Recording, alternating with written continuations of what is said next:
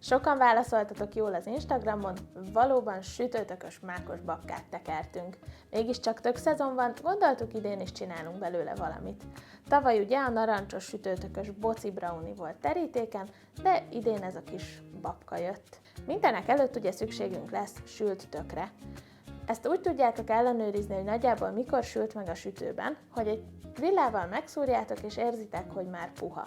A tök teteje kicsit így elkezd fodrozódni és elszíneződni, valamint kifolyik belőle a karamellizálódott lé.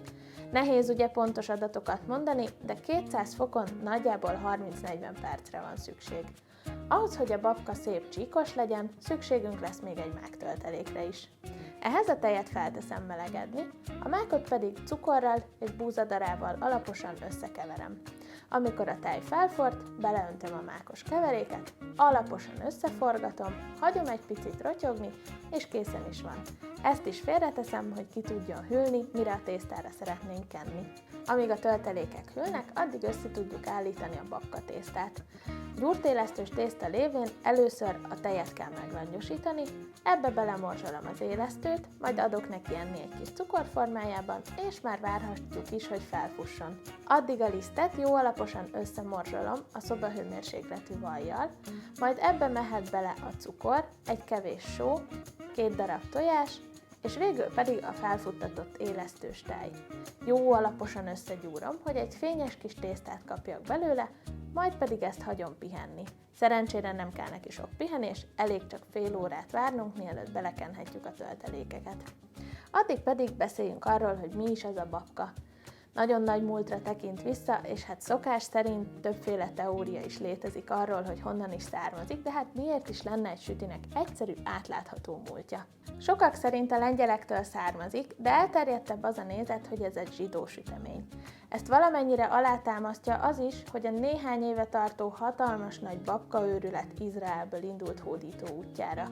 Sokan még mindig azt hiszik, hogy ilyen száraz, fújtós sütemény, de ha jól van elkészítve, higgyétek el, hogy olyan, mint egy nagyon finom kalács sok-sok-sok töltelékkel.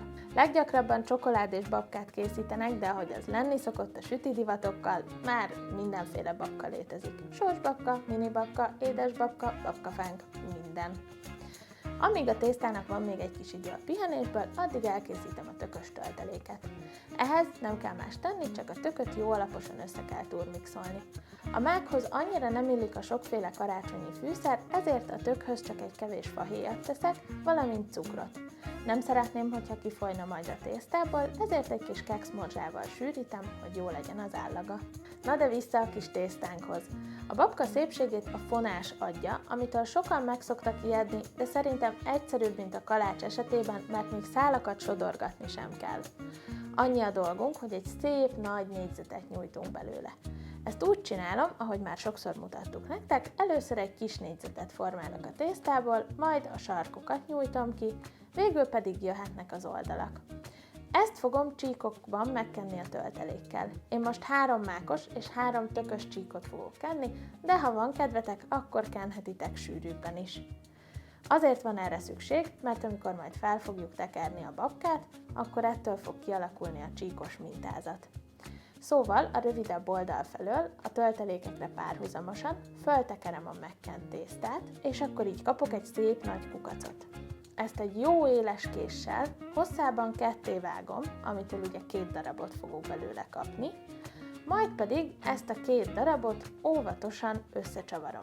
Az egésznek ez az egy kényes pontja van, ugyanis jó alaposan megpakoltuk töltelékkel, és a tészta látsága sem feltétlen segíti a dolgunkat, de hogyha határozott, mégis óvatos mozdulatokkal csak sorban áthelyezitek egymáson a csíkokat, akkor nem lesz vele semmi gond. Így már ki is alakítottuk a babka tetejének a mintáját.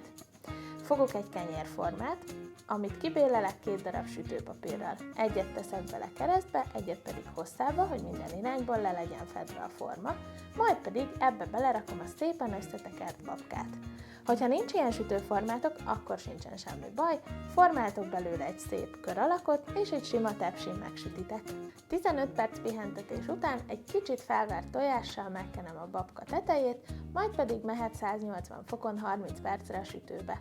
Itt kiveszem, egy kevés olvasztott vajjal is átkenem, majd pedig mehet vissza még 10 percre. Ez segít abban, hogy igazán szép fényes legyen a teteje. Szerencsére nem kell feltétlenül megvárni, amíg kihűl, így jöhet a hideg tej, és már indulhat is a kóstolás.